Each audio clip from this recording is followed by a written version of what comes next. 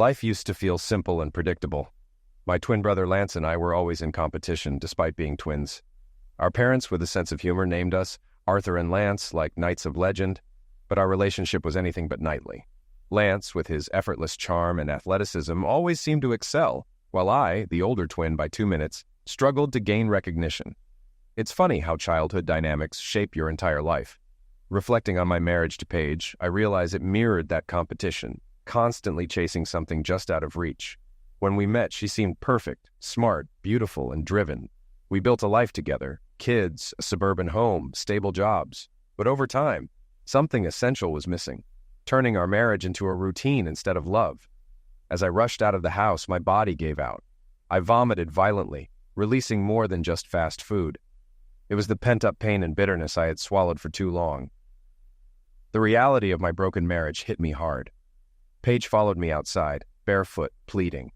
I shook her off, yelling at her to leave me alone as I sped away, drowning her voice with the car's engine.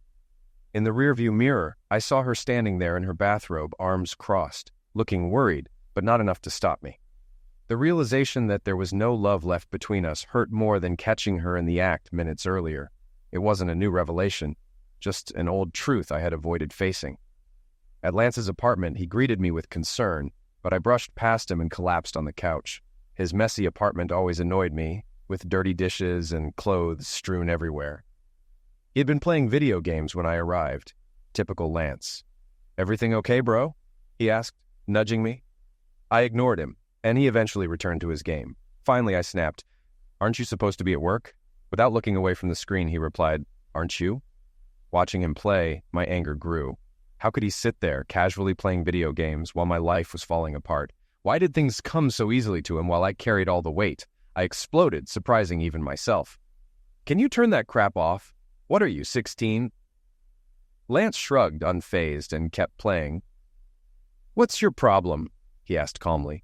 That's how Lance handled everything. Nothing ever fazed him. My rage boiled over. I grabbed his controller and smashed it against the wall. "What the hell, Art?" he yelled. "What's wrong with you?" "You!" I shouted, poking him in the chest. "You're what's wrong with me!" "If you got a problem, leave. This is my place. Go back home to your wife," I snapped. We'd fought before, but this time was different. Fueled by anger, I attacked again. But Lance, always stronger, easily overpowered me, knocking me out cold. When I came to, I heard Lance on the phone. "I don't know what's wrong with him," he said. Seeing me awake, he smirked and tossed me an ice pack. "You done acting like an idiot?" "Why did you call Paige?" I groaned. "She's your wife. She should deal with you," he replied. "Call her back. Tell her I left or died." "I don't care. I can't talk to her right now." His expression softened. "What's going on, Art? You come over here and swing at me? What's your deal?" Reluctantly, I told him about the day's events. The sick feeling after a bad meal, deciding to work from home, and the unexpected discovery that shattered my world. I didn't expect Paige to be home, and the strange car outside didn't raise alarms. I was too focused on reaching the bathroom, unaware that my life was about to change forever. As I finished recounting the story, Lance grew serious. "That witch," he yelled. "Screw her." I chuckled darkly. Funny, that's what that guy was doing. Ignoring my comment, Lance started pacing. "Who is this guy? Do we know him?" He paused, looking worried. "Tell me it's not Brian." "No, not Brian, but the guy looked familiar." A knock at the door interrupted us. It was Paige. "He left," Lance said coldly, cutting off her protests. When he returned, I gave him a grateful smile, and we spent the rest of the afternoon in silence. Eventually, I knew I had to face Paige. Staying away was just delaying the inevitable. When I got home, everything looked normal, almost as if it had all been a bad dream. But it wasn't. Inside, Paige tried to talk. "We should talk," she said. I sighed, staying silent. She apologized, but it felt hollow, more about how I found out than the betrayal itself. I sarcastically threw her words back at her, mocking her empty apology. We argued about everything but the core issue, dodging the real pain. Eventually, I asked, "How long has it been since we made love?" She hesitated. "What does that have to do with anything?" "It's like you were just doing me a favor," I said. "But that guy, he gets enthusiasm." She didn't answer, and I knew I was just trying to provoke her. But I wanted her to feel something, anything close to what I felt. But she couldn't, because I hadn't cheated. I had kept my vows. After a tense silence, I finally asked, "Do you still love me, Paige?" Her hesitation was telling. "Yes, but not in the same way, not anymore." "Not in that way," I repeated, realizing she didn't love me anymore. Exhausted, I got up to leave. She grabbed my hand. "Don't run away, we need to finish this." I pulled away. "What's left to say? You don't love me?" "That's not what I said," she insisted. "I know you're hurt and I regret it, but you're twisting my words." "Right, because you understand me so well," I sneered. "When did you stop loving me? Before or after you started cheating? Because I don't remember you ever mentioning it." She narrowed her eyes. "Being an idiot won't make this easier." "My mistake. I didn't realize how tough this was for you," I responded sarcastically. She started to respond but stopped, her patience finally gone. "You know what, Artie? You're right. I should stop apologizing.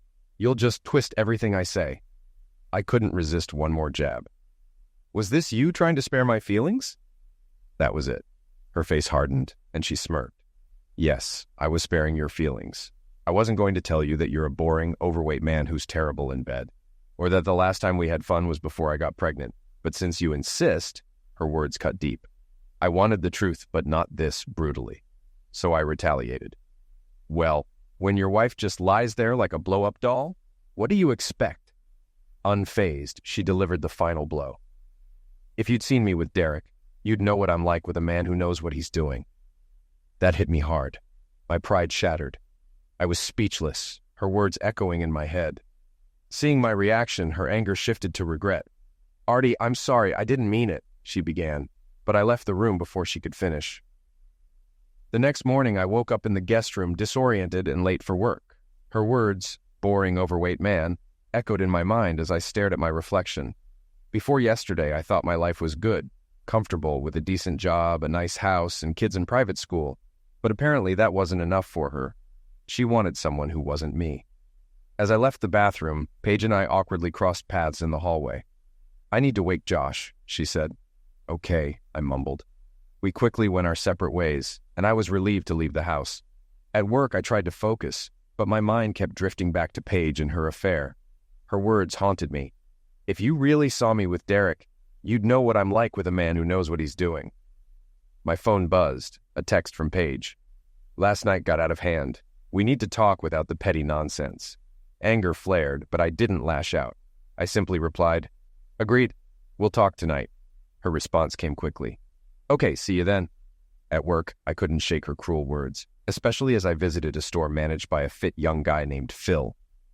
Watching him work, I couldn't help but compare myself, her words echoing in my mind. When I asked Phil how he stayed fit, he gave me a gym card, suggesting I check it out. I stuffed it in my wallet, unsure if I'd ever use it.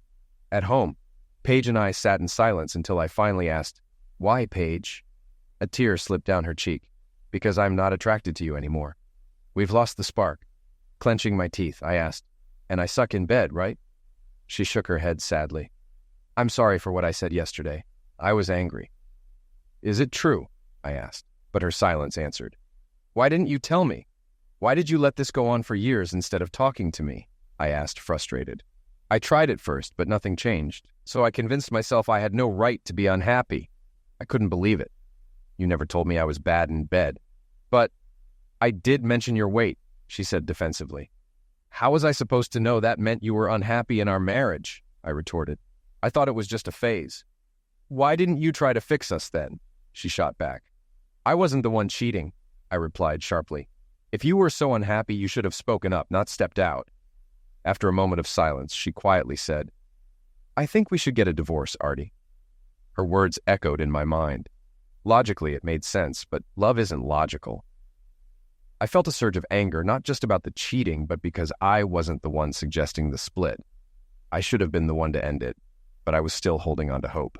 "Of course you think we should," I said sarcastically. "Never mind the twins, right? Divorce because you need Zex. Come on, Artie. You said you were unhappy too." "Yeah, but..." I started to argue, but realized it was pointless. She was done, and I needed to get away. This time, when I left, she didn't stop me. As I was about to leave, one last question burned in my mind. Without turning around, I asked, "Who was that guy?" "Derek. His name is Derek. He works with me," she replied.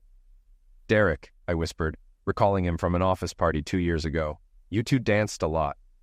Sensing my implication, she quickly responded, We weren't sleeping together then, I promise.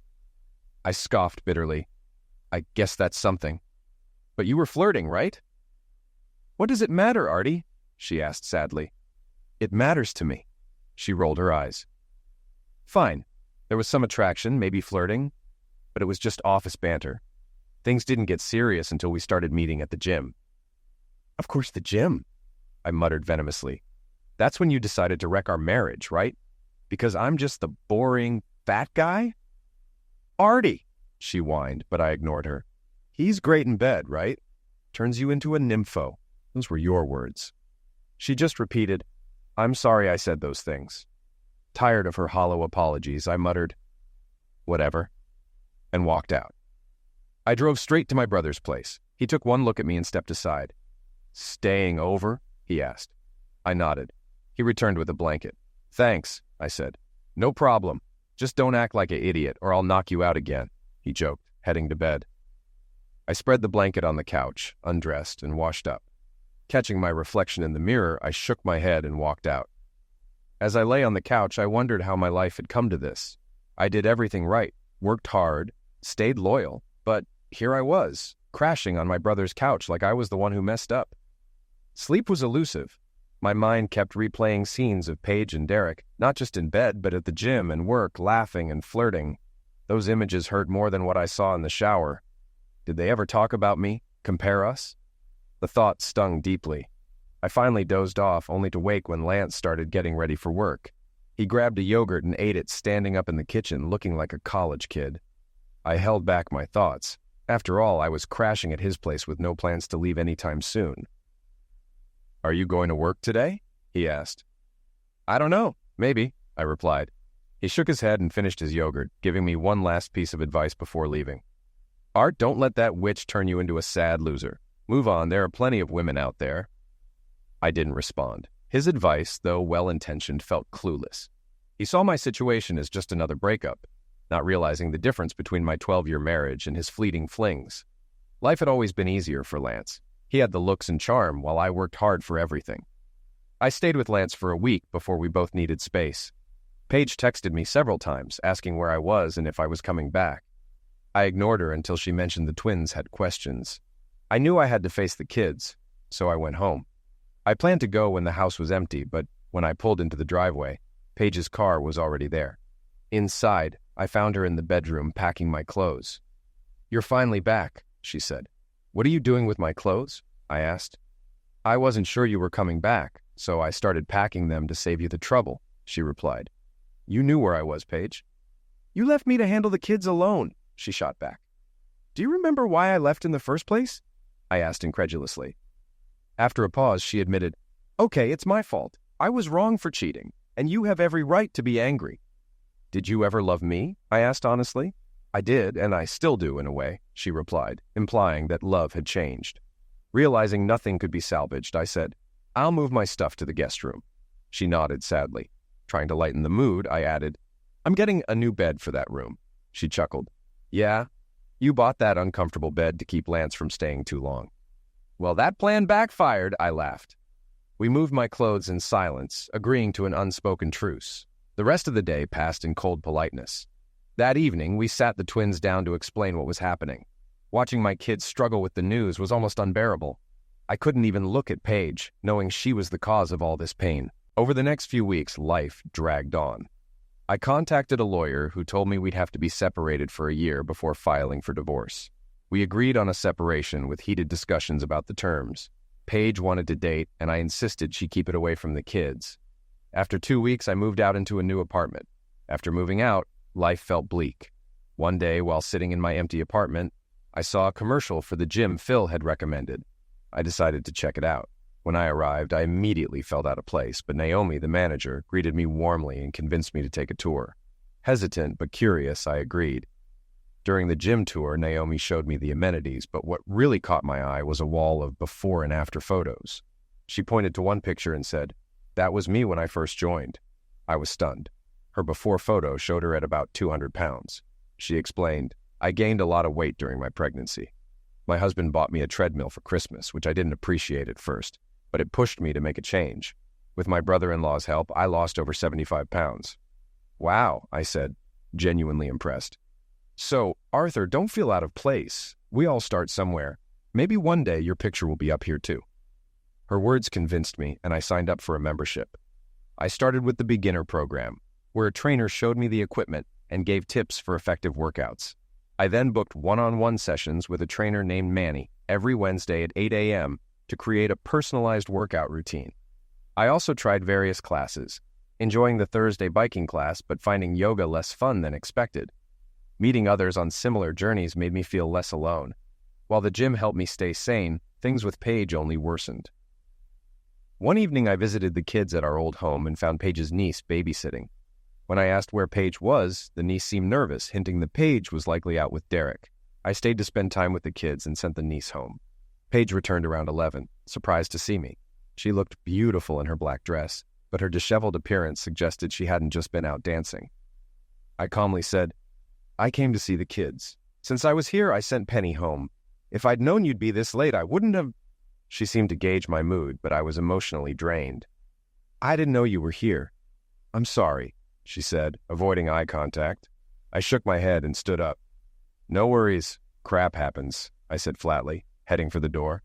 As I grabbed my coat, she quietly thanked me for paying Penny. "No problem. Good night, Paige," I replied and walked out. Months later at the gym, I pushed through a tough workout, but when I stepped on the scale, I found I'd only lost 10 pounds in 3 months. Frustrated, I stormed out, feeling life was unfair.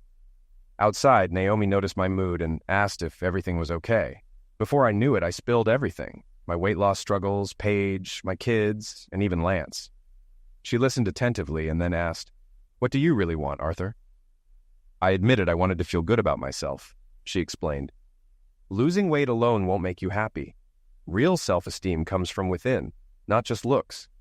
You need to know your worth beyond appearance." Her words resonated with me.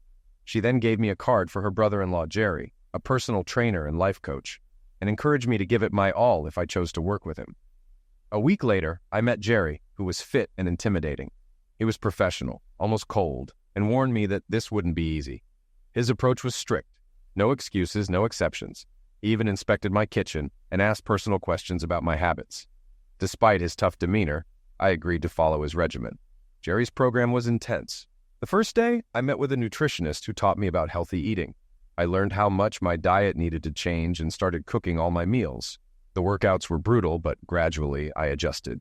Despite the challenges, I knew I was making progress, both physically and mentally.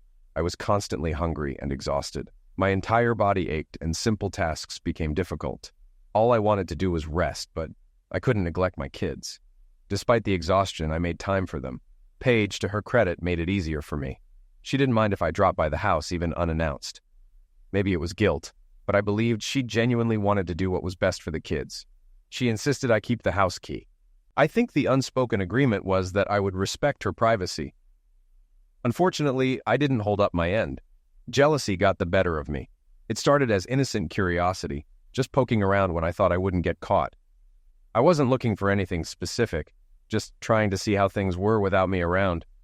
The first odd thing I noticed was a new toothbrush in the bathroom.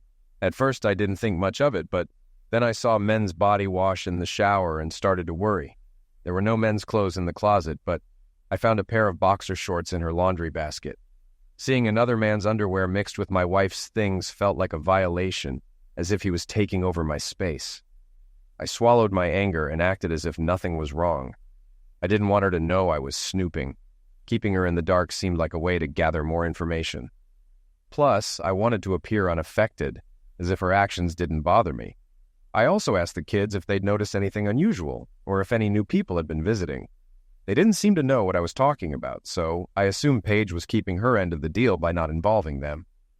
It seemed her dates happened while the kids were at school or on nights out, but no matter how hard I tried to hide it, I'm sure Paige sensed my pain. It's difficult to conceal that kind of hurt for long. Sometimes she'd give me a guilty look when she caught me watching her, knowing how easily she was moving on while I remained stuck in regret. It hurt, and sometimes I couldn't pretend it didn't. Jerry's workouts helped. His barking orders during bench presses or smacking my stomach during sit-ups distracted me from thoughts of Paige. Even his sarcastic remarks about my nickname helped channel my frustration away from my problems. Work also became a refuge. Like many men in my situation, I found solace in my job. At work, I was valued based on performance. Numbers and results mattered. If something wasn't working, you fixed it. If only marriages were that straightforward. Months passed, both quickly and painfully slow. The days were filled with agony, but pain also reminded me I was still alive. The body has an incredible ability to heal and adapt. Over time, I grew stronger physically and emotionally. Bit by bit, my heart became numb to the situation with Paige. Our relationship shifted so subtly that I didn't notice until it had changed significantly. The change became clear a couple of weeks before our separation anniversary. One evening, the kids were asleep, and I was waiting for Paige to come home so I could leave. I spilled soda on my shirt, so I decided to wash it right away. I assumed Paige wouldn't be back until later, but she surprised me by coming home early. I rushed to the kitchen to grab my shirt from the dryer, feeling self-conscious. I didn't want her seeing my bare chest, still haunted by her past judgments. As I struggled to untangle the wet shirt, I didn't notice her until I heard her footsteps stop behind me. I turned to find her staring at me, wide-eyed, as if seeing something unexpected. Her gaze made me even more anxious, and I tried to cover myself with the twisted shirt. Hey, Paige, how was your night?" I asked, trying to sound casual, but desperate for her to stop staring. "It was fine," she replied slowly, not breaking eye contact. Okay." I could feel the tension in the air, her eyes silently comparing me to her sex god. It took all my remaining pride not to flee the room. Instead, I held my head high and said, "The kids are in bed, dinner's done, and homework's finished. I'm heading out now. If you don't mind, I'll use your bathroom before I leave." Then I quickly left the kitchen. When I got to the bathroom, I finally managed to untangle the shirt. Before putting it on, I caught a glimpse of myself in the mirror and was shocked, just like Paige had been earlier. My apartment only had a small mirror that barely showed enough to shave, so I hadn't been paying much attention to my appearance. After my disappointing experience on the scale, I had been avoiding mirrors altogether, preferring to remain in blissful ignorance. But this mirror covered the wall above the sink, reflecting my entire torso. I was stunned by what I saw. My chest had definition, and my midsection was noticeably slimmer. The excess fat that used to stick out had flattened. My shoulders were broader, creating a more V-shaped physique.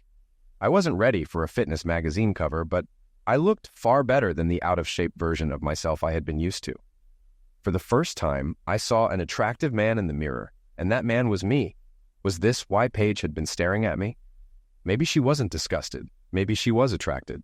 That moment in her bathroom was a turning point for me. It was the first time I actually felt worthy. When I left the bathroom, I casually walked past her and said, "All right, Paige, I'm off. Have a good night." Her eyes lingered on me as I left, but this time I didn't shy away from her gaze. I embraced it, though I pretended not to notice. Good night, Artie," she replied, her voice softer than usual. With a newfound confidence, I walked out the door with a bit of a swagger. After that moment in Paige's bathroom, I became more aware of the changes I had made without realizing it. I constantly compared myself to how I was when I first started. Some changes were obvious, like my clothes fitting differently. My dress shirt collars were no longer tight around my neck, and my waist size had dropped from 44 to 36. Other changes were smaller, but still satisfying. I could bend down and get up more easily, tie my shoes without spreading my legs wide, and get in and out of the car without grunting. When Jerry saw me next, he noticed the change in my attitude. The fatigue had lifted, the weights felt lighter, the treadmill less daunting, and my energy levels soared. I even found myself checking my reflection more often during workouts. Jerry caught on and couldn't resist teasing me. "Looks like someone finally noticed the results of his hard work," he joked. I laughed. "Yeah, you caught me." "Oh, go ahead and admire yourself," he said, stepping aside dramatically. "I'm not in your way, am I handsome?" "No, you're not, idiot. Thanks for asking," I said, laughing so hard I had to stop lifting. "Anytime, Your Highness. I wouldn't want to stand in the way of love at first sight." For the first time, Jerry called me Your Highness, without the usual snark.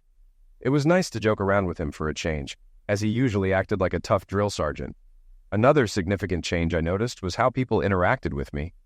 They seemed friendlier, lingered a bit longer when they looked at me, and smiled more. It might sound shallow, but I couldn't deny it.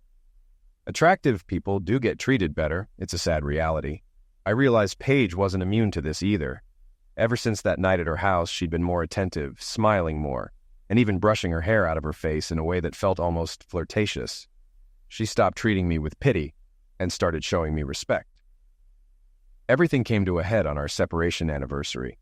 I had contacted my lawyer and gave the go-ahead to prepare the divorce papers. I wanted them ready so Paige and I could move on.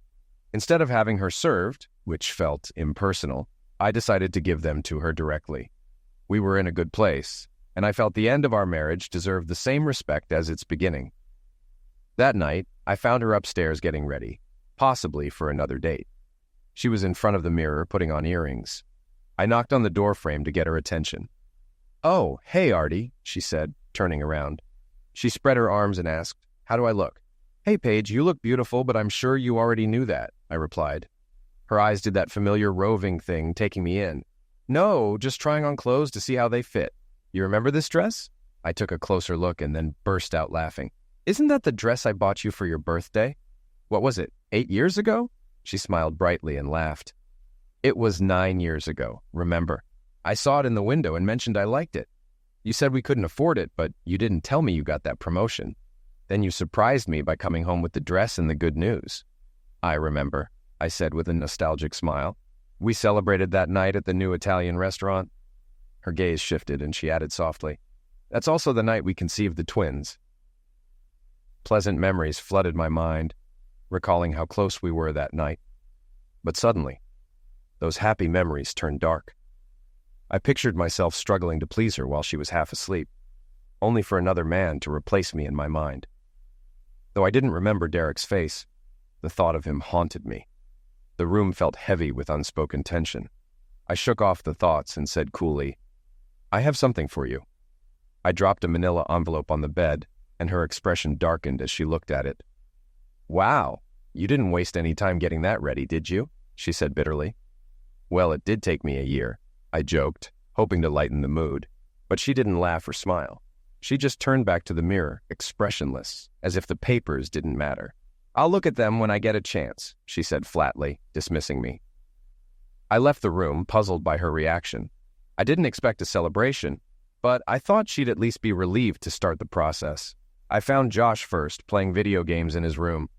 "Is your homework done?" I asked sternly. He turned quickly, guilt written on his face. "Almost," he mumbled, looking away. Seeing my expression, he added, "I'll finish it now." "Good choice." He grumbled under his breath as he turned off the game, but I pretended not to hear. Sometimes it's best to walk away before you have to discipline your kids for something minor. Next, I found Allie in the living room, flipping through a photo album. I recognized the cover, our wedding album. No need to ask about homework, she was always on top of it. I sat next to her and put my arm around her. "Hey, Pumpkin, what are you looking at?" I asked. "Just your and Mommy's wedding pictures," she replied, pausing on one of me and Lance in our tuxedos. "You look just the same, especially since you lost all that weight. You look really handsome now." "So I wasn't handsome before?" I teased, laughing as she tried to backtrack. After a few seconds, I let her off the hook. "Just kidding, thanks for the compliment." She smiled and leaned into me, but then her expression turned serious. "Are you and Mommy ever going to get back together?" I sighed, wishing I could avoid this conversation. "No, sweetie, I don't think so," I answered honestly, thinking of the divorce papers on Paige's bed. "Why not?" she asked. "Sometimes adults realize they can't stay married, but that doesn't stop us from loving you." "So you and Mommy don't love each other anymore?" she pressed, seeing through my attempt to soften the truth. "We care about each other, but not like husband and wife. That's why we have to split up, but we'll always be friends." Allie looked sad and turned away. I kissed her forehead, but it felt like a small gesture against her big questions. Explaining divorce to a 9-year-old is tough. To them, it's simple. If you love each other, you stay together. Why can't life be that straightforward? I used to think it was, but everything changed when Derek entered the picture. I sensed someone behind me and turned to see Paige walking away. As Allie and I continued looking through the album, I wondered how much of our conversation she had overheard. A few nights later, I decided to attend my weekly biking class. I hadn't been in a while since starting with Jerry, so there were some unfamiliar faces. I spotted a familiar one and took the bike next to her. "Hey, Colleen," I greeted cheerfully. She turned and smiled when she recognized me. "Arthur, long time no see. I almost didn't recognize you. You've slimmed down." Too good to work out with us now? Where have you been? She teased, her eyes scanning me with appreciation. I blushed. I've been here, just working out at different times. How have we not bumped into each other? Like I said, you're too good for us now, she joked, nudging me playfully. Trust me, you're definitely not fat, I said, glancing over her. Realizing I was checking her out, I became shy again, unsure whether to apologize or act like it didn't happen. Luckily, the trainer started class, saving me from further embarrassment. After class, as Colleen walked past me, she brushed my shoulder. Don't be a stranger, she said with a playful smile as she sashayed out of the room. I wondered if she was flirting with me. After being married for so long, I wasn't sure how to recognize the signs anymore. Over the next few weeks, I kept attending the class just to interact with Colleen. Each time, things played out the same way, and I became more convinced she was interested in me. I wanted to ask her out, but kept hesitating. Every time I saw her, I told myself this was the time, but I always chickened out at the last moment. Jerry noticed me checking her out a few times, but he didn't say anything, though I could tell he knew what was going on. One day, Colleen walked up to me, looking a bit confused, and said, "Your friend over there told me you had something to ask me."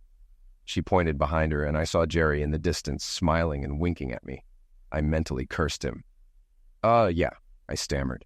She waited patiently, and I finally mustered the courage to go for it.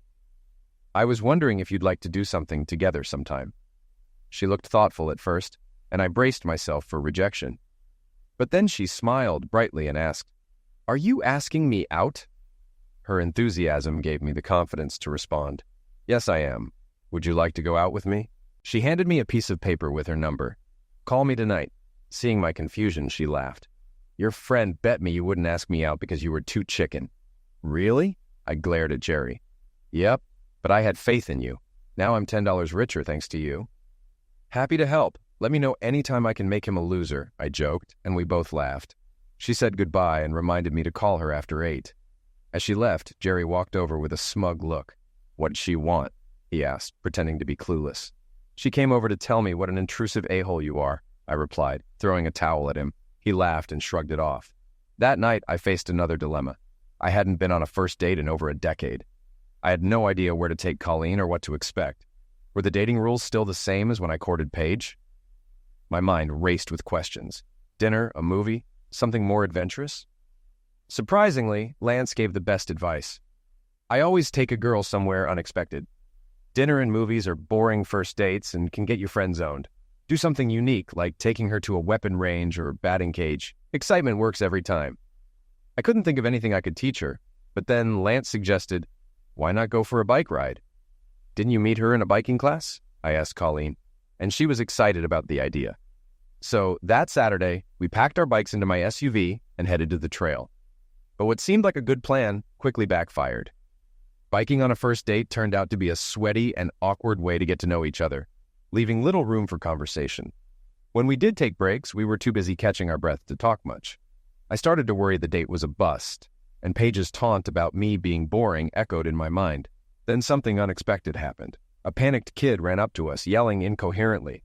We tried to calm him down, but he was too upset to make sense. Eventually, he waved us to follow him. When we got to the spot, we saw a man lying on the ground, desperately holding on to someone dangling over a cliff. "They're over there! Please help them!" the boy cried. My instincts kicked in. "I'll grab him. You two help the kid," I told the others. Colleen stood back as we pulled them to safety. Watching the son hug his exhausted father was incredibly moving. The father whispered something to his son before passing out. Colleen had already called emergency. When the paramedics arrived, we tried to revive the man, but couldn't. The EMTs took over while the police asked us questions. Before we left, I found a cell phone on the ground, likely the man's. I called a contact labeled Kara Wife to inform her, and then handed the phone to the police before they left. I thought the date was ruined, but Colleen was thrilled. She gushed, "Oh my God, you saved that guy and his kid. You're a hero." I tried to downplay it. It was all three of us. But she shook her head, insisting, "You acted without hesitation. That was the bravest thing I've ever seen." The date ended with a passionate kiss and the promise of a second. On our second date, we did something more traditional. We talked about our lives. She had 2 kids, one in high school. The date ended with us making out on her porch. Things were going well until the third date on Valentine's Day. We went to see 50 Shades of Grey, and it clearly stirred something in her. When we got back to her place, she hinted that her kids were away and invited me in. Her intentions were obvious, but as things heated up, all I could hear were Paige's hurtful words about my inadequacy. The pressure became overwhelming and I had to stop. "I'm sorry, Colleen, I'm not ready," I said, holding back tears as I rushed out of her apartment, leaving her confused. After that, I avoided the gym, or at least tried to avoid her. I couldn't face her after what happened. I stuck close to Jerry during workouts, avoiding eye contact and pretending not to see her. It was childish, but it was all I could do to avoid the humiliation. The situation brought back deep-seated insecurities that Paige had planted. I started imagining that whenever I saw Colleen talking or laughing with someone, they were mocking me. These thoughts isolated me even more, and my workouts began to suffer. Jerry noticed and wasn't happy. "Come on, King Arthur, what's up with you?" he snapped when I quit early on the treadmill. "I'm just not feeling it today," I muttered. He mocked me. "Not feeling it? Want to retire to your chambers?" His attitude pushed me over the edge. "Back off, Jerry. I'm not in the mood for your crap." The moment the words left my mouth, I regretted them. Trying to soften the blow, I added, "I'm just going through a lot. I need a break." He gave me a cold look and said sarcastically, "So, you want to take a break and call me when you feel better?" Despite knowing he was mocking me, I considered it. A break sounded good. "I just need you to ease up a bit," I said, hoping for some understanding. To my surprise, he shrugged. "Sure, why not?" "Really?" "Yeah, I don't want to waste time on someone who can't get his act together. Let's end our workouts so I can focus on clients who actually care," he said nonchalantly. "What the hell, Jerry?" I asked, stunned as he walked away. I chased after him, desperate for an explanation. "So I need one day and you drop me? After all my hard work, I'm not worth a second chance." He ignored me, but I kept pressing until he turned and shoved me, pinning me against a machine. His voice dripped with anger. "You know what you are, Arthur? A whiner. You expect sympathy because your wife didn't appreciate you. But life doesn't work that way. Winners get back up and prove people wrong. Losers whine." Jerry's words cut deep, and I could barely hold back my anger. He looked at me with a smirk and asked, "So what are you, King Arthur? A winner or a whiner?" His challenge made my blood boil, but I didn't back down. He pointed to the treadmill and ordered, "Get back on and give me 20 more minutes." Fueled by rage, I ran faster than ever, pushing myself to the limit. When the treadmill finally stopped, I stormed off to the locker room, fuming.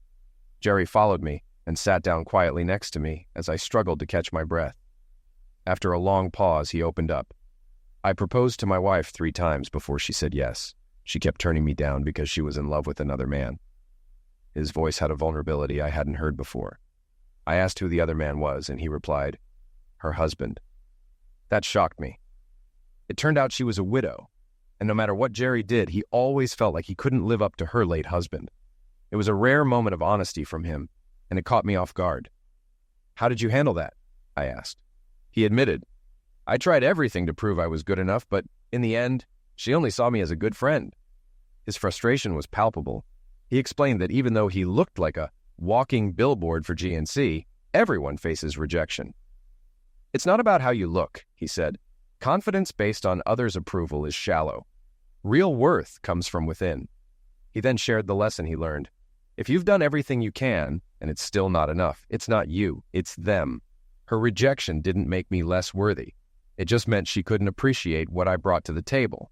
His story made me see him differently. He wasn't just a tough coach. He was human, with his own struggles.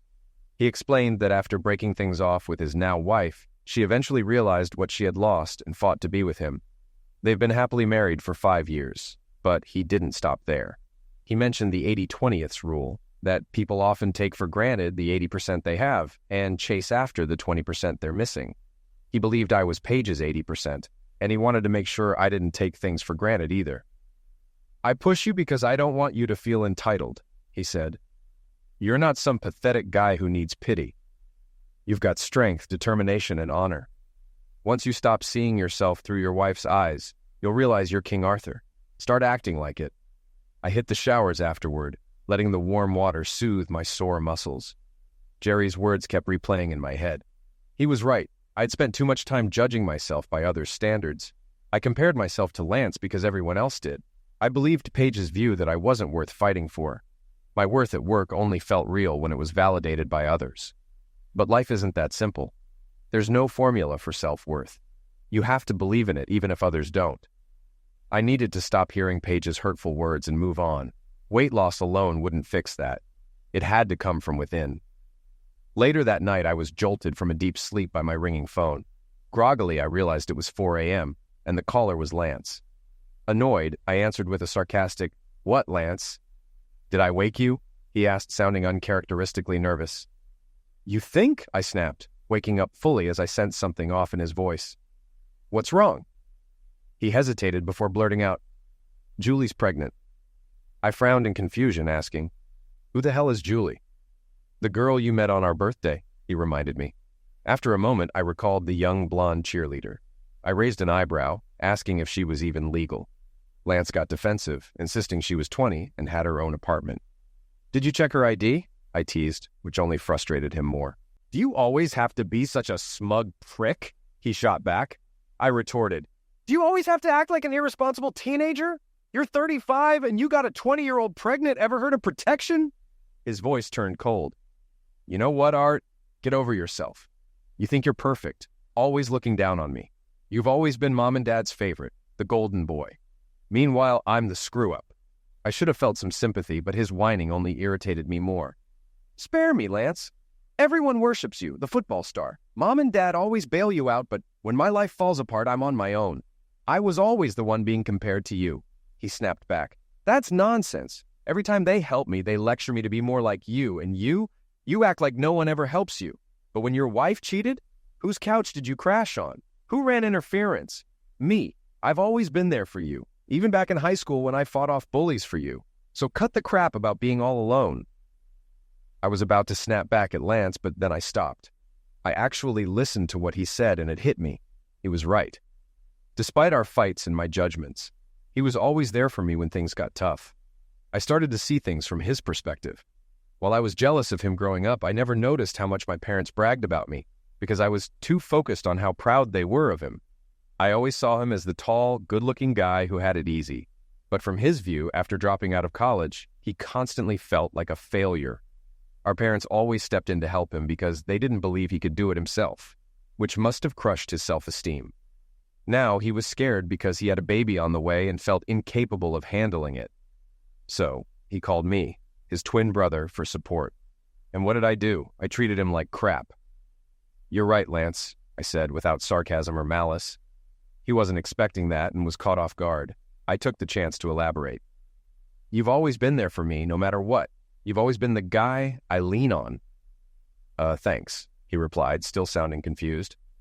I switched the subject, asking, "So, how far along is she?" His voice dropped as he answered, "A couple of months. She just told me today." "Damn. Are you two keeping it?" "Yeah," he said, the weight of that decision heavy in his voice. "How do you feel about that?" I asked. He paused before admitting, "I'm scared, Art. How do I raise a kid? I still live like one. I'm not like you. Josh and Allie are lucky to have a dad like you. What's my kid gonna think of me?" I remembered having the same fears when Paige was pregnant. "Lance, stop comparing yourself to me. That's the mistake I always made with you. Believe it or not, I've always been jealous of you." He gasped in surprise. "Stop nonsense-setting me, Art. What the hell are you jealous of? You've got your crap together, especially now that you've lost all that weight." I chuckled at the irony. "That's just it, Lance. Neither of us should be jealous of the other. I'm working on fixing my insecurities. Why can't you? If you want to be responsible, then be responsible. If you want to be a good dad, learn how to be one." "That's easy for you to say," he grumbled. "You're right. It is easy to say, but it takes work. And if anyone can do it, you can. You're one of the strongest people I know. I'd bet on you any day." "Really?" he asked, genuinely surprised. "Absolutely. And I meant it. Lance might have been irresponsible at times, but I always believed he'd outgrow it. And I had a feeling the time was now." We talked for 2 more hours, and the more we did, the more I believed he'd be a great dad. He wasn't handling the situation like everything else. He was worried, thinking about how his actions would affect his child. Isn't that what all good fathers do? I shared my own parenting failures, hoping it would make him feel less alone. Some stories made us laugh, others were cautionary tales. I joked that fate would probably give him a girl as karma, and he laughed at that. I promised to be there for him in whatever way he needed, and I meant it. By the time we hung up, the sun was rising. Something had shifted in me during that conversation. I grew up a little. I wasn't jealous of my brother anymore. It wasn't because I realized he was as jealous of me as I was of him. It was because I started seeing myself differently. I was the responsible one, the smart one. Those were qualities I should have been proud of. They were my 80%, and I didn't need the other 20%. I was fine just the way I was. I got up and prepared for work, feeling better than I had in a long time. Life moved at a steady pace after that. Weeks turned into months, and my outlook brightened. The one downside was that Jerry felt like I didn't need him anymore. My weight loss had been so successful that there was no trace of my old self. But the real reason he moved on was because I saw myself differently. My confidence was up, and that had been his main goal all along. Looking back, I saw how calculated his plan was. The snarky comments, the tough workouts, the relentless attitude. It was all to stop me from seeing myself as a sufferer of fate's cruel joke. Honestly, he was worth every penny I should have paid him. During our final bittersweet workout, things with Colleen came to a head. I got distracted when she walked by, and Jerry noticed. "You gonna just keep staring at her or actually talk to her?" he asked with a knowing look. I hadn't even realized I was staring until he pointed it out. "Sorry, Jerry, I'm getting back to lifting," I mumbled, quickly doing some arm curls and slamming the weights back on the rack. "Look, Art," he said cautiously, "I'm not trying to meddle, but it's obvious you want to talk to her. Whatever happened, it can't be worth all this effort to pretend she doesn't exist." I looked around, embarrassed. "Am I that obvious?" "Was that supposed to be subtle?" He snickered. Seeing my horrified expression, he added, "Just go talk to her." "I can't. After what happened, she'll probably just laugh and walk away." He shrugged. "Then stop staring at her from across the room. That's more effective." His smugness was infuriating, but I knew he was right. I saw Colleen heading to the locker room and, swallowing my fear, hurried to catch her. "Hey, Colleen," I called out. She turned, immediately looking uncomfortable as she stared at the floor. "Hey, Arthur," she said quickly. Her demeanor didn't inspire confidence, but I pushed through the awkwardness. "How've you been?" I asked, my voice betraying my nervousness. "Pretty good," she replied without meeting my eyes. Gathering my courage, I said, "Listen, I was hoping we could talk, clear the air." She nodded quickly. "When did you want to talk?" I took a chance. "Are you free now?" "Well, I need to shower first, but we can talk after. That okay?" "Yeah, sure," I replied, relieved. As she disappeared into the locker room, I exhaled, glad I'd gotten through the awkward exchange. Jerry, talking to Naomi nearby, gave me a thumbs up, signaling his approval. After we both showered, we met at a nearby Golden Corral. As we ate, I struggled to start the conversation. Small talk filled the silence, but I could see she was growing impatient. Finally, I took a deep breath. I wanted to talk about that night, when things almost happened. She shifted uncomfortably, shaking her head. "You don't have to explain. It's fine. It's not the first time a man hasn't been attracted to me. I'm used to it. My ex-husband wasn't either. I'll get over it." I was stunned. "What?" "Yeah," she sighed with a sad smile. "He used to call me Piggy and poke my stomach even in front of his friends." Tears welled up in her eyes, and she tried to rush to the bathroom, but I gently grabbed her hands. "Colleen, you've got it all wrong." She looked up, and my heart broke seeing her pain. "Your ex was an idiot. I don't know what his problem was, but that's not how I feel. I'm attracted to you. You're sexy, fun, and beautiful." "Then why?" she asked. I took a deep breath and told her everything, my story, my fears, my past. She listened without interrupting. When I finished, her reaction shocked me. She burst into uncontrollable laughter. "What are you laughing at?" I asked, horrified. This was exactly what I feared. She managed to stifle her laughter and stop me from leaving. "I'm not laughing at you," she said, catching her breath. "I'm laughing at us, this whole situation. Both of our spouses told us we were fat, ugly, and bad in bed." "Your ex called you boring too?" I asked, chuckling. She nodded, trying to suppress another laugh. Soon we were both laughing so hard we couldn't stop, ignoring the funny looks from people around us. The conversation turned into a competition of who had the worst insults from their ex. She won, though only because her ex had been at it longer. At least Paige kept her disdain hidden until the end. "Well, today turned out differently than I expected," she said with a smile. "I worried I came on too strong and scared you away. I really liked you and didn't want you to see me like he did. For once, I wanted to feel sexy, even if just for one night. So I went all out. When you didn't, I felt like a failure. I smiled back. I get it. I was so focused on not being what Paige said I was that I ended up proving her right. Talking to Colleen felt different. It was comforting to share with someone who had gone through the same rejection. I didn't feel so alone. So, what do two so-called losers who are bad in bed do together? I joked. Own it, she replied with a grin. Then with mock seriousness, she added, Hi, my name is Colleen, and I'm bad in bed. Hi, Colleen, I said, trying not to laugh. As we sat together, I realized how much we had in common. Despite all the bad things life throws at us, sometimes it surprises you with something good. You just have to be open to it. How about this? I suggested. Let's forget proving our exes wrong. Let's go out again. No pressure, no expectations, just have fun and get to know each other. She smiled brightly. I like that. No pressure, just fun. Then she added with a playful smirk, and if we happen to sleep together, so be it. I nearly fell out of my chair laughing, but her words sparked something in me. I felt more relaxed and connected to her. Yeah, if it happens, I joked, crossing my fingers. We clinked our cups in a toast, unaware that someone familiar was watching us. By the time I noticed, she had already left. I wouldn't learn about this until weeks later. Why does Paige make everything so difficult? I thought as I stood in her bedroom doorway, trying not to lose my cool. Every time I tried to move forward, another obstacle appeared. She was dragging her feet on signing the divorce papers, and it was frustrating. We'd talked about it numerous times, but she always brushed it off like it didn't matter. Her indifferent attitude made me angry. I was fed up with being tied to her. Even when I tried to move on, her words haunted me. I wanted her out of my life, but as always, it had to happen on her terms. Paige, what's the problem? I asked impatiently as she sat in bed, putting on lotion like I wasn't even there. She had the nerve to look smug in new lingerie that her boyfriend probably bought. You can't expect me to sign papers without a lawyer looking them over, she said condescendingly. They've been on your dresser for a month. How can my lawyer review them if I don't have them? She looked exasperated. I haven't found a lawyer yet, Artie. When I do, I'll give them to him. Now calm down. You'll wake the kids. Sit down, relax. You look stressed, she said, patting the bed. I counted to 5, trying not to explode. What do you mean you haven't found a lawyer yet? She looked surprised by my tone. I wasn't expecting you to just drop the papers on me. I thought we'd talk about it first. I'm pretty sure we covered everything when you called me a fat, boring loser who's bad in bed. Artie, she whined, gearing up for another round of the same old argument.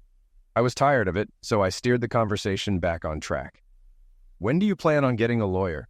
Have you even been looking? Instead of answering, she turned it around on me. Why the sudden rush? You didn't seem to care before. Are you kidding me? You're the one who wanted this divorce. You found me so repulsive that you sought out other men.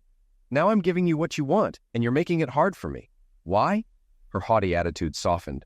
I'm not trying to make this difficult for you, she said genuinely. And maybe she was telling the truth. She'd never intentionally made things harder during our separation, but trust was in short supply. Then sign the papers. They're as fair as I could make them. She hesitated. I just think we should talk first. No, Paige. There's nothing left to discuss, I snapped, my patience gone. She fell silent. Realizing that yelling wouldn't help, I took a deep breath. Look, I'm not trying to screw you over. I'm just trying to move on. But I can't do that with the weight of our marriage holding me down. It's too much. I didn't mean to be that honest, but the words just came out. When I looked at her, I saw her eyes welling up.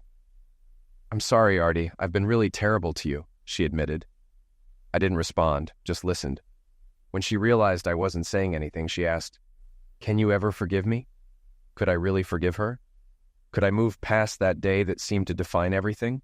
Over time, the pain faded, and that day became just a few paragraphs in my past. I do forgive you, Paige, I said. She smiled, relieved. Really? She asked. Yes. Now, I just want to move forward. Relief washed over her face. That's all I've wanted, to know you forgive me. Feeling positive about our conversation, I added, Great, now you can sign the papers with a clear conscience. Her smile faded into disappointment and then anger. Wait, are you just saying what I want to hear to get me to sign? I was taken aback. What? She stood close, the scent of eucalyptus lotion strong. Who is she? She demanded, glaring at me. Who? I asked, still confused, stepping back as she closed the gap. The woman you've been seeing, Colleen. Who is she? I wondered how she knew about Colleen. Then it hit me. She was jealous. The audacity of it made me laugh, which only fueled her anger. "Is this funny to you?" she snapped. "Yeah, it is. The hypocrisy is pretty hilarious." She ignored my remark. "Who is she?" she repeated. I didn't owe her an answer, but I gave her one. "Someone I met at the gym." Her response was dripping with irony. "The gym? Of course." "How do you know about her?" I countered, shifting the focus. She hesitated, then admitted, "I saw you at Golden Corral a few weeks ago, laughing with her. I got curious, so I went through your phone." "You went through my phone?" I gasped, feeling violated. She wasn't my wife anymore. "Yeah, I saw texts from a woman named Colleen and connected the dots." I almost got indignant, but remembered my own snooping. Instead, I shrugged. "What does it matter? We're separated. You're with Derek. Did you expect me to stay celibate while you enjoyed being single?" Her anger flickered but faded quickly. She seemed to realize her own hypocrisy. "I guess I didn't think about you with someone else," she admitted softly, a hint of sadness in her voice. Instead of feeling vindicated, I felt offended. "Oh, so because you didn't want me, you thought no one else would," I shot back. "You're putting words in my mouth," she defended. "Your actions speak for themselves," I countered. She almost argued, but stopped herself. Then, in a quieter tone, she confessed, "You're right, Artie. I didn't think another woman would be interested. But now that you've lost weight..." She didn't finish, but the message was clear. When I was overweight, she didn't worry about other women. Now that I was fit and attractive, it was a problem. Too bad. "It doesn't matter, Paige. You're with Derek. You don't have the right to be jealous." A shadow crossed her face as she admitted, "Derek and I broke up a while ago." She tried to sound casual, but her expression revealed something deeper. I didn't know how to respond. I didn't want to gloat or offer fake sympathy, so I simply asked, "Why?" She looked like she wanted to vent, but held back. "People meet, have fun, and then it's over. Not everyone rides off into the sunset." She sighed, sitting on the bed, staring at the floor. "We were supposed to," I said quietly, realizing too late that I'd spoken aloud. "Yeah, we were," she agreed, her eyes glistening. "But somewhere along the way, we lost the connection. It became all chores, bills, and work." A tear slipped down her cheek. "Then I messed up, and now everything's ruined. The twins are struggling, and I'm stuck looking at old photos, wishing I could go back." Derek wasn't our problem. We were. He was just a symptom of the deeper issues in our marriage. I sat beside her. "We both let things slip, but we can only move forward from here." She turned to me, and the look in her eyes was one I hadn't seen in a long time. It was almost as if she was seeing me for the first time again. She took a deep breath, grabbed my hand, and said, "I made a mistake giving up on us, on you." "Paige," I began, trying to pull my hand away, but she held on tight. Her eyes seemed to search my soul, a mix of emotions playing across her face.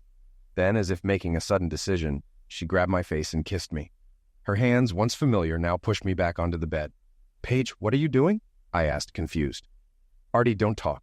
Just do this with me," she whispered, a coy smile on her face as she kissed my neck. I almost gave in, but then Derek's image flashed in my mind, a reminder of our broken relationship. "No," I said firmly, gently pushing her away. She fell back on the bed, surprised. "Artie, no." She started, but I interrupted, jumping up like the bed was on fire. "You can't keep doing this to me, Paige. I'm not your backup plan. You can't just come back when things don't work out with your boyfriend. You threw me away, and you don't get to change your mind now." She sat silently, thinking. Then, in a soft voice, she asked, "Do you still love me?" I hesitated, caught off guard by the question. My response should have been easy after everything she'd put me through, but it wasn't. Seeing my hesitation as hope, she approached me, holding both my hands. "Be honest with yourself. Don't let pride answer for you." I thought about our past, the dates, the wedding, the birth of our twins. I realized I did love that version of Paige, but this Paige, the one who had hurt me so deeply, was different. Yet, they were the same person. It was a complicated feeling, but I knew my answer. "No, I don't, Paige. Not that way. Not anymore." The weight of those words hung in the air. The phrase that had once crushed me now left her devastated. Tears streamed down her face as she backed away from me like I was a stranger. She sat on the bed and cried, and I felt for her. I knew that pain all too well. "You're lying," she said, refusing to believe me. "I know you still love me." "I'm sorry, but I don't," I said gently. "Too much has happened." Her sobs filled the room, and I didn't know what to do, comfort her, stand there, or leave. In the end, I just stood there, letting her process her emotions. After a few minutes, she wiped her tears and looked at me with a mix of anger and sadness. "You're enjoying this, aren't you?" "What? No." "You're telling me you don't love putting me in my place after what I did?" she accused, her words laced with bitterness. Her words stung, but I reflected for a moment. While I didn't enjoy her suffering, there was a sense of justice in the air. After everything she'd put me through, it felt like the scales had finally balanced. "Fine," I said calmly. "Let's say I did enjoy it. Could you blame me?" She looked ready to argue, but I raised my hand to stop her. "Just listen. You gave up on me, Paige. You cheated, ridiculed, and asked for a divorce. But I still stood by you. I didn't expose you to the kids or make the divorce messy. I let you live your life with Derek without complaining. Even after all that, you didn't find anything worth fighting for in me. But now, after I lose a few pounds, suddenly you do?" "It's not just the weight," she cut in quickly. "Yes, I'm more attracted to you now, but it's more than that. You're different, more confident. You go out and do things. This is the you I've been wanting all along." That last sentence hit me hard. She wanted me to be someone else because who I was hadn't been enough for her. She still didn't get it, and I doubted she ever would. I could have argued with her about how selfish and flawed her logic was, expecting me to change without giving us a chance. But what was the point? I no longer needed her to see things from my perspective. For the first time, I truly didn't care what she thought. I was finally free. "Do us both a favor, Paige," I said firmly. "Sign the papers. Dragging this out isn't helping either of us." Without waiting for a response, I left the room, hearing her cry as I walked away. 6 months later, it was official. The divorce papers in my hand were the only reminder of my life with Paige, aside from the 2 kids now arguing over the remote in the living room. "Josh, Allie, don't make me come out there," I called from my bedroom. Their shouting turned into hushed bickering. I sighed, refolding the documents and slipping them back into the envelope. No matter how much you've moved on, the finality of divorce stings. It's the closing of a chapter, a bittersweet mix of pain and a fresh start. My phone buzzed with a message from Colleen. "What are you up to, lover?" I smiled and texted back, "Thinking of you. Can't wait to see you again." Last night had been our first time together, and the memories brought a grin to my face. We had taken things slow, dating, spending time at each other's places, even introducing our kids. Paige had been the only one to make a big deal out of it, citing our agreement to keep our relationships away from the kids. Technically, she was right, but we both knew what really bothered her. I had apologized and promised not to do it again until we were officially divorced, and that day had finally arrived. "I can't wait to see you either," I replied, remembering the warmth of her body against mine. Her ex-husband must have been crazy to call her boring. Later, I dropped the kids off at Paige's. Her puffy eyes told me she had received the same papers. We made brief eye contact before the kids' chatter pulled her attention. She gave me a weak smile and closed the door. Driving to my brother's place, I reflected on life. I'd been spending more time with Lance lately, supporting him as he navigated a significant change in his life. Today was Julie's baby shower, and though Lance wanted to be there, he didn't want to be the only guy, so he asked me to join him. I rearranged my schedule to back him up. When I arrived, my mom greeted me with a big smile and a hug. "Hey, Art! Ladies, it's my other son, the newly single one," she called out, and I blushed as the room cheered. After dropping off my gift, I found Julie on the couch. "Hey, Preggers, how's my nephew?" I joked. She giggled. "We don't know yet. It could be your niece." Lance interrupted. "It's a nephew," and I laughed, teasing him about karma, possibly giving him a daughter. As the shower wrapped up, I stayed to help clean up. Mom watched me curiously, then said, "There's something different about you lately. I can't explain it, but I like it." "Thanks, Mom," I replied. She continued, "When I heard Julie was having Lance's baby, I worried about him. He's not like you. We never had to worry about you. You were always going to be okay. But Lance, he's different. Mom, Lance is stronger than you think. He'll be fine," I reassured her. She smiled, tears in her eyes. "I know. I'm proud of both of you." She hugged me tightly. When Lance returned, the cleanup was nearly done, and I left, excited for my date with Colleen. As I started my car, the setting sun's glare made me pull down the visor. I caught a glimpse of myself in the mirror, the real me. Not just a man who'd lost weight or improved his looks, but someone responsible, loving, smart, hardworking, and a good father. I saw a man who genuinely wanted to be good and worked hard for it. That was the real man in the mirror.